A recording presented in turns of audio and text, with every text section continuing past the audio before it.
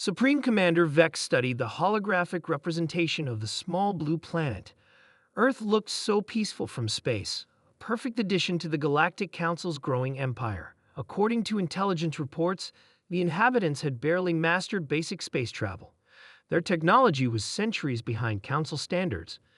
The invasion will proceed in 3 phases, Vex explained to the assembled War Council. First, we neutralize their primitive satellite network. Second, we establish forward bases at strategic locations. Third, we accept their inevitable surrender. General Mork, veteran of 17 planetary conquests, nodded in approval. Their weapons are chemical-based projectiles and rudimentary explosives. Our shields will render them completely ineffective. Only Science Director Rill seemed concerned, her 4 eyes blinking in sequence as she reviewed environmental data. The planet shows extreme variances in temperature, atmospheric pressure, and gravitational force compared to Council standard worlds. That's why we have environmental suits, Mork replied dismissively. This will be the easiest conquest of the cycle. 3 days later, the invasion fleet arrived in Earth's orbit. 500 ships carrying over 2 million warriors, representing the finest soldiers from 30 different Council species. Victory was a mathematical certainty.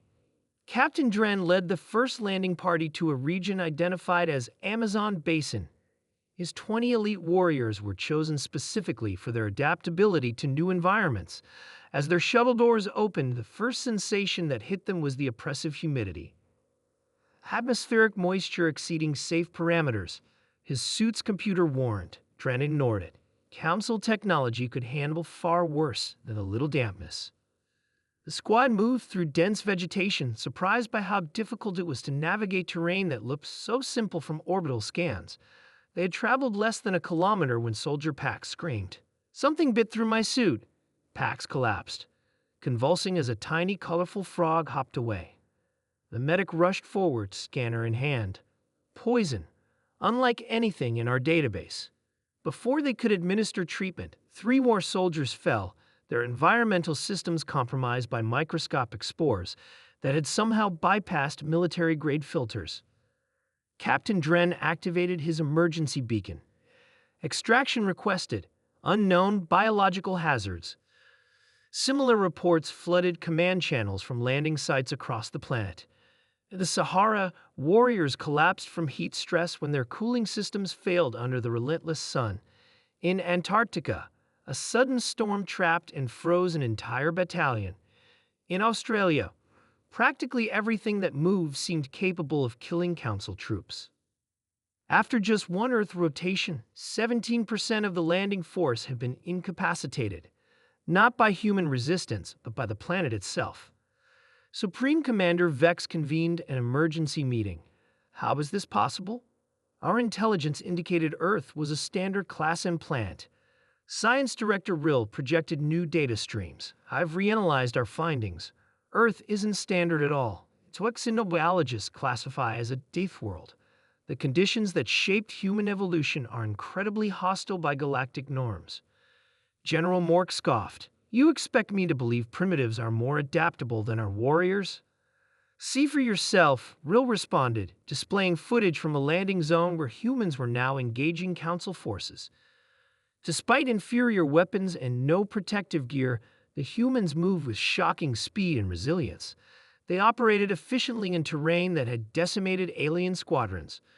Observe their physiological responses, continued Rill. The average human can tolerate temperature ranges that would kill most Council species. Their immune systems neutralize pathogens that bypass our best filtration.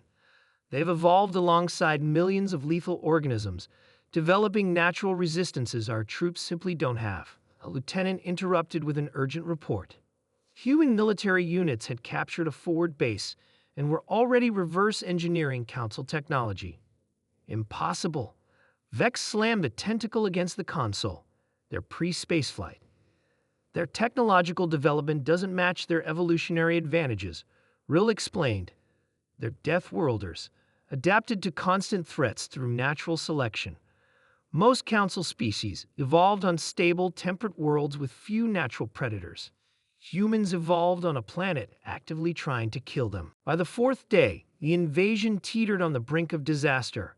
Warriors from aquatic species dissolved in Earth's oceans, unprepared for the salinity differences. Desert specialists found their respiratory systems clogged by humidity. Even the most elite troops were falling to microscopic bacteria for which they had no evolutionary defense.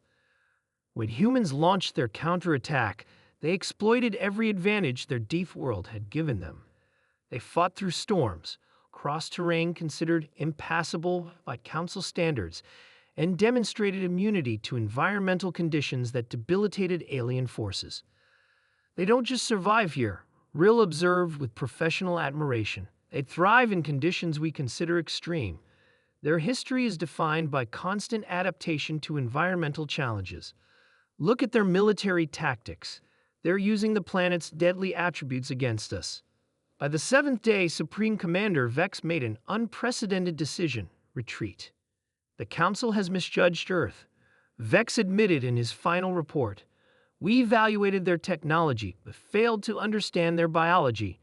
We cataloged their weapons, but overlooked their evolutionary advantages.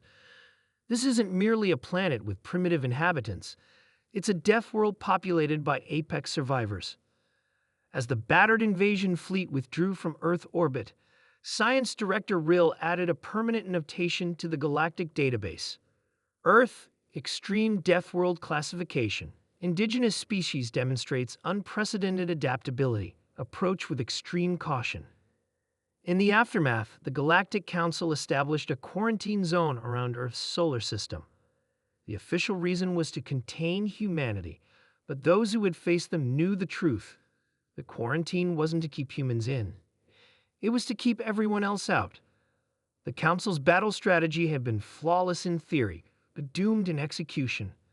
They had forgotten one key truth that changed everything.